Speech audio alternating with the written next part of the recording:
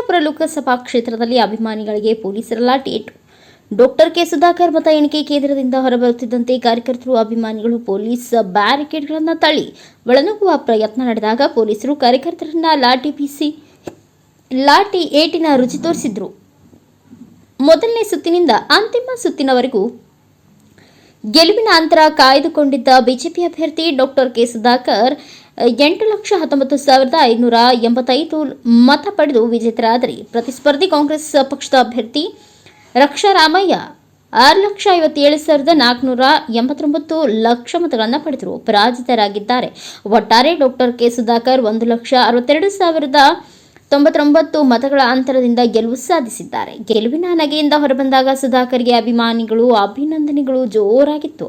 ಸುಧಾಕರ್ ಗೆಲುವು ನೋಡಲು ಫ್ಲೈಓವರ್ ಮೇಲೆಯೂ ಸಹ ಅಭಿಮಾನಿಗಳು ಕಾತುರದಿಂದ ಕುಳಿತಿದ್ರು.